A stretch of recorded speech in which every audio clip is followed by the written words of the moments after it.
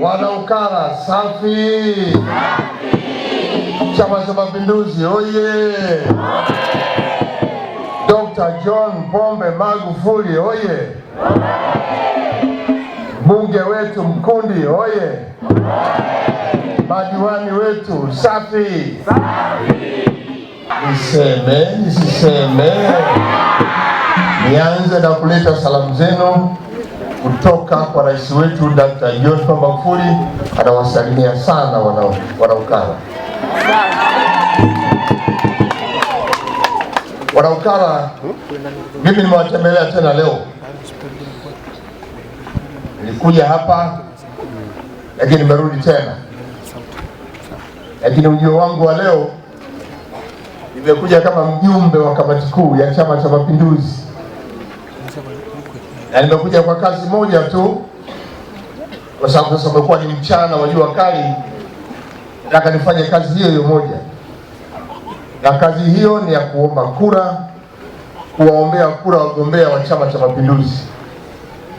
Wagombea hao wa kwanza ni Dr. John Pombe Magufuli, lakini wa pili Mheshimiwa Mkundi, bunge wetu, watatu ni madiwani wetu wa Chama cha Mapinduzi walioko kwenye wilaya hii ya Ukerewe. Ndugu Wanaukara, nina sababu nyingi sana za kumwombea kura rais wetu Dr. John Pombe Magufuli, na inawezekana na nyinyi nyingine mmesikia, mmeona, lakini nataka niwaambie Wanaukara na mtulie, tuelewane. Hiki ni kipindi cha uchaguzi ambacho Watanzania wote bila kujali vyama vyenu mna fursa ya kuchagua kiongozi wa nchi. Sasa hivi tunachagua kiongozi wa nchi. Tunaposema kiongozi wa nchi, kiongozi ambaye anaweza akaongoza nchi hii kwa ukubwa wake, yenye idadi ya watu milioni 60, wenye mchanganyiko wa makabila, wenye itikadi mbalimbali za vyama vya siasa, lakini pia dini mbalimbali. Tunataka kiongozi ambaye ataunganisha hawa Watanzania wote milioni 60. Lakini kipindi hiki Watanzania tunataka tumchague kiongozi ambaye anaweza kuiongoza nchi. Na kiongozi ambaye tunamchagua sasa, mjue kwamba kiongozi huyu bali ya kuwa rais wa Jamhuri ya Muungano wa Tanzania, lakini atakuwa pia kiongozi wa majeshi. Tunaposema kiongozi wa majeshi, ndio kiongozi ambaye anaweza kuhimili akapata utulivu, akahusisha na utulivu wa wananchi bila kuagiza majeshi kufanya analotaka yeye. Anaitwa jemedari. Sasa hiki ndio kipindi chenu cha kuchagua mtu ambaye anaweza kuongoza na vyombo hivi vya ulinzi na usalama. Lakini tupate kiongozi ambaye anaweza kuwajali Watanzania wake. Na tunaposema anaweza kuwajali Watanzania wake, lazima ujiridhishe na historia yake, uwe unamjua.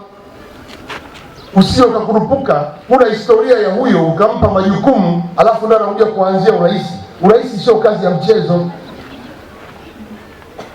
Lazima ujiridhishe na historia yake, amewahi kufanya nini kwenye uongozi unaojumuisha yani wanajamii kubwa na ikapata mafanikio. Hapa sio mahali pa kuleta yeyote tu ili mradi unamjua tu. Anaweza kuwa mtoto wa kaka, anaweza kuwa ni ndugu yako, mjomba, lakini kwenye uongozi wa nchi jambo hilo huwa alipo. Hata kama ni kaka yako, dada yako, mjomba yako, kwenye uongozi wa nchi hawezi mwambia hapana. Hiki ndio kipindi chako wewe Mwanaukara.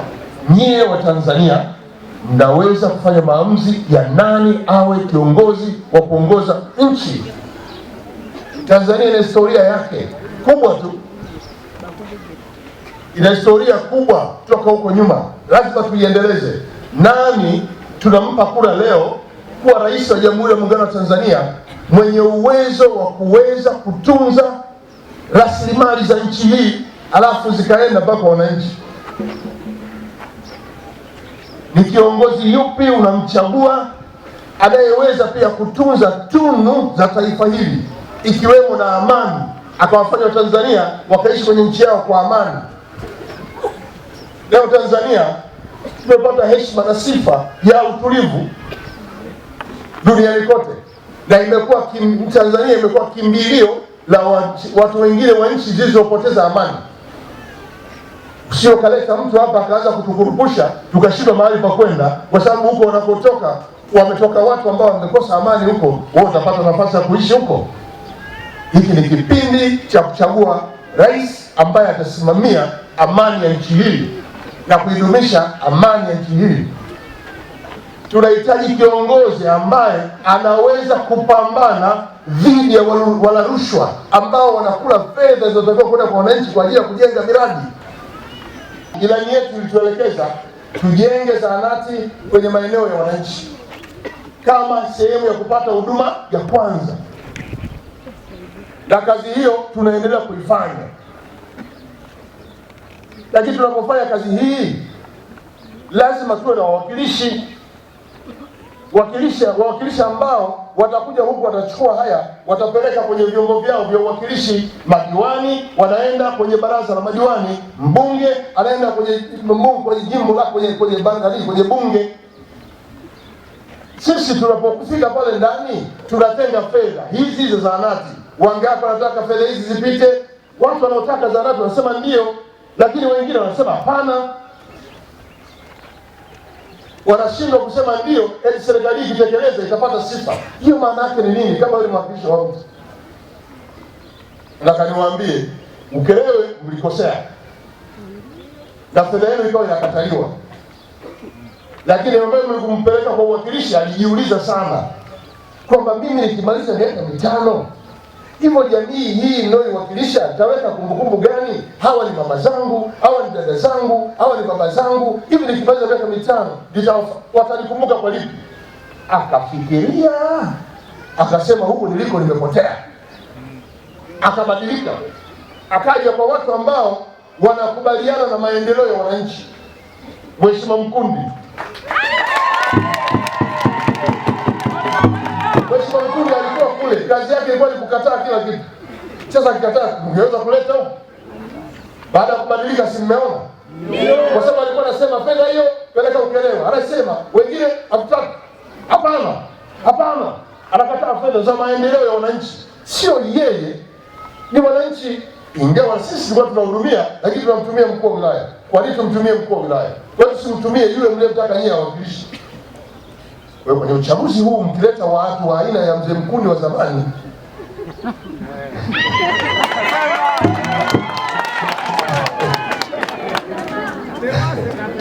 sasa leo tumemleta Mkundi yule ambaye alipokuja akawa anasema lete hiyo, nataka hiki, vitu vingi ambavyo ameviomba atakuja kuwaambia hapa leo.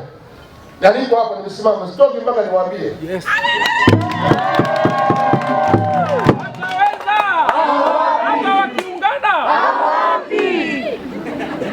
Wilaya hii ina vijiji mpaka 77 na ina vitongoji vyake.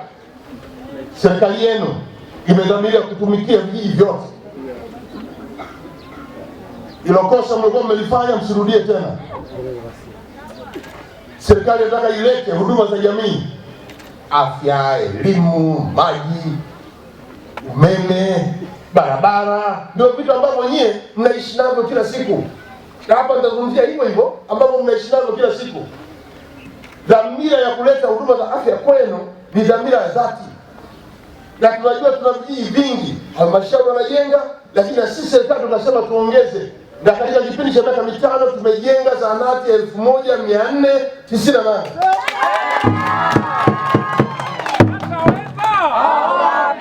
Hata kujenga kilomita 1. Mheshimiwa Mkundi alipokuwa anaanza kuingia kwenye ile miaka 5 kule mwanzo, kwa sababu alikuwa anakataa zahanati tukapeleka kwa watu wanaosema lete. Si alikuwa anaungana na hao wanasema ukiwapa hawa kijenge zahanati watajisifu. Haina maana. Serikali inawatumikia watu wake, lakini lazima upitishe bajeti. Sasa tulijua huko kuna mahitaji ya zahanati. Sisi tulileta fedha. Tulileta milioni 872 ili kuimarisha zahanati. na Mheshimiwa Mkundi akaanza kutuletea, na bado anasema na zahanati nyingi. Leo nakuja kumwombea kura na yeye ili alete zahanati hizo. Ile fedha ambayo tulikuwa tumeileta tumepeleka Irugwa, Kamasi, Busunda na Rabeko. Sasa inawezekana huko vipi, lakini nasoma vile vya wilaya ya Ukerewe ambayo ndio jimbo lake. Na bado mheshimiwa anasisitiza tupeleke zahanati. Nataka niwaambie tutawatumikia, tutawahudumia. Wananchi, hospitali ile imejengwa kwa damu. Hivyo mjia mkoona mchanga ukitofali ikitatuliwa. Sijaona. Tofali ndio damu. Nauliza.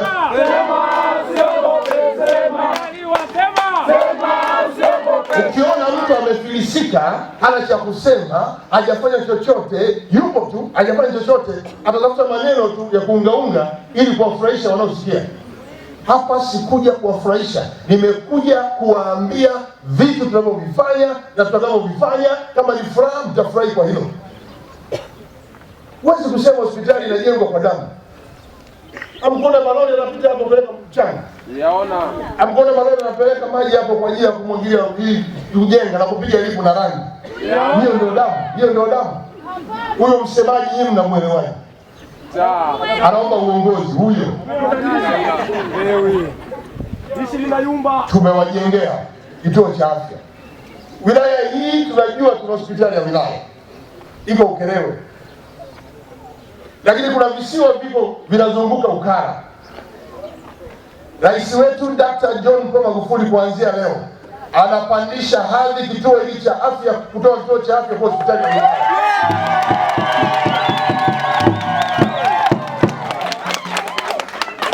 Narudia tena. Sema. Hiki ni kituo cha afya. Ilikuwa zahanati, tukaongeza miundombinu ya kituo cha afya. Na leo nimeenda kukagua mpaka jengo la kupokelea wagonjwa. Nimeenda mpaka kwenye wodi. Nimeenda mpaka kuwasalimia wazazi. Bado panahitaji huduma. Hatuhitaji wanaukara na visiwa vyote huko 38 kwenda Ukerewe. Rais wetu amesema nauli hiyo kila siku ya kwenda wewe na wasindikizaji kubeba vyakula kwenda Ukerewe hamnayo. Badala yake anapandisha hadi kituo cha Ukara, inakuwa ndio hospitali ya wilaya, na ile Ukerewe inakuwa na hadhi ya kimkoa.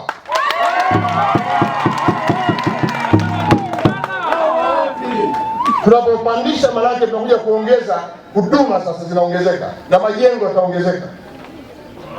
Lakini pia tunaleta madaktari bingwa. Kama ni operation kusiwe na mmoja, kuwe na wawili.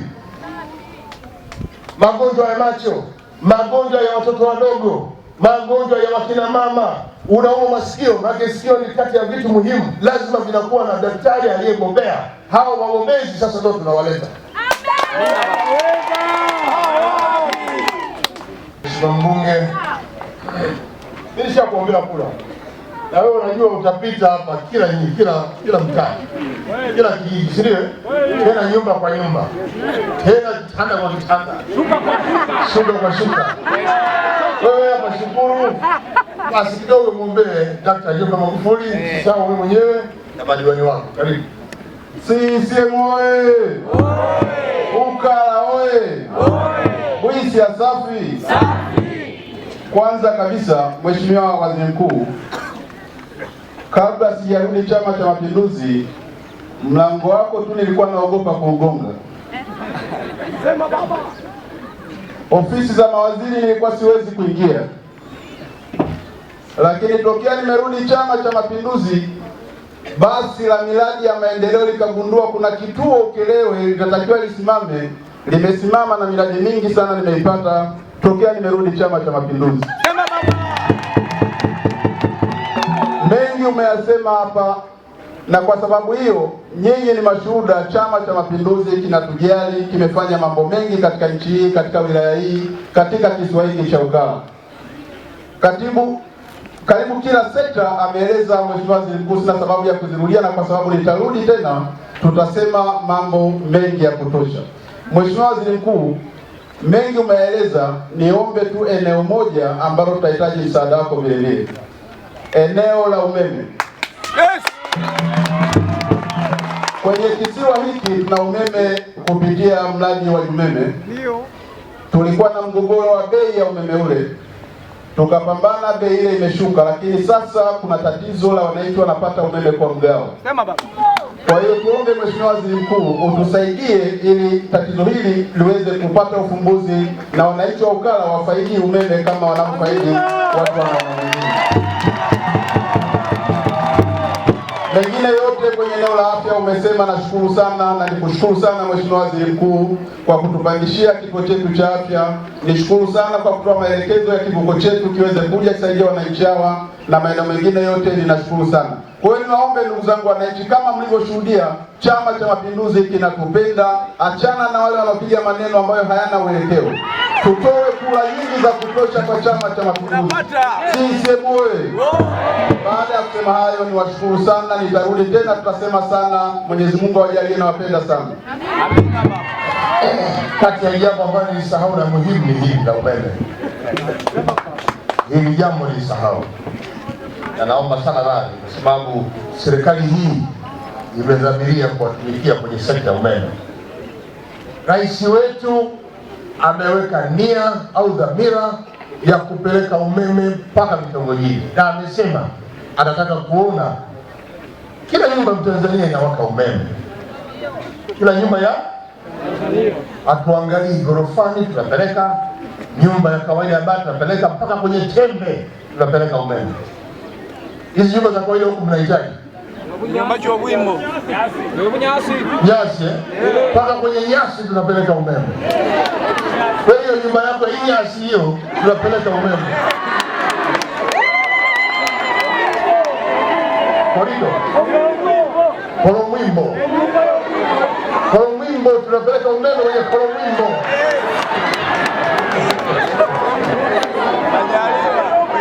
Nini rais amefanya? Kwanza amepunguza bei.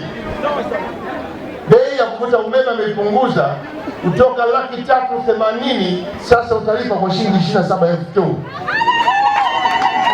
Sasa nyie Bwisa hamkuwa na umeme, lakini serikali iliingia mkataba na kampuni moja nimeiona hapo, Jumeme.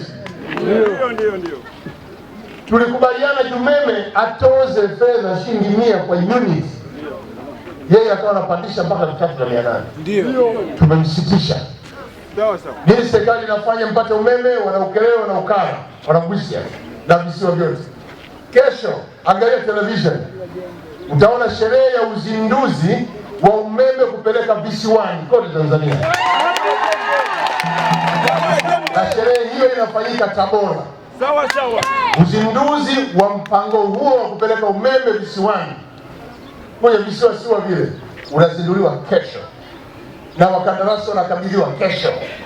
Wanaondoka mara moja, wanakuja Ukerewe, wanakuja Bwisha, Ukara, wanaenda na vitongoji ndani visiwa vingine. Amina. Umeme huo utakuwa tumeachana na hii kitu kinaitwa umeme. Nashukuru ametoa huduma mzuri, tumepata umeme, tumeangalia television, lakini sasa serikali inakuja sasa na mpango wake. Serikali inakuja na mpango wake. Na mpango huu bei ndio hiyo, shilingi 20 ngapi? 27,000. Kwa kwenye ile nyumba hii. Ile nyumba hii. Ya Bwimbo. Umewezea. Na mpango huu ununui nguzo. Hata kama nyumba iko kule, unahitaji nguzo 10 zitakuja kwako bila kulipia hata moja. Na wataalamu wanakuja kuambia kwamba mpango huu ulipii waya wala nguzo, zinanyoka mpaka nyumbani. Na kama utakuwa umejenga kwenye kisiwa cha peke yako, utakufuata huko utajibandika sawa huko. Kwa hiyo kesho kaeni kwenye TV pala kwa kuna umeme kwenye television, kwenye habari, utaona tukio la kusaini mikataba ya kupeleka umeme vijijini. Kwa hivyo Mheshimiwa Mbunge, tumelimaliza hivi. Kwenye vijiji vyako 70 mpata umeme, bado vijiji 6. Lakini vingi sasa hapa vikuguswa. Hivi ambao vijaguswa hivi na vitongoji vyote na visiwani bila kupata umeme. CCM oye! Ukara oye! Dr. John Pombe Magufuli oye! Na mwenza wake Mkundi oye! Na mwenza wao madiwani safi! Piga makofi madiwani wetu.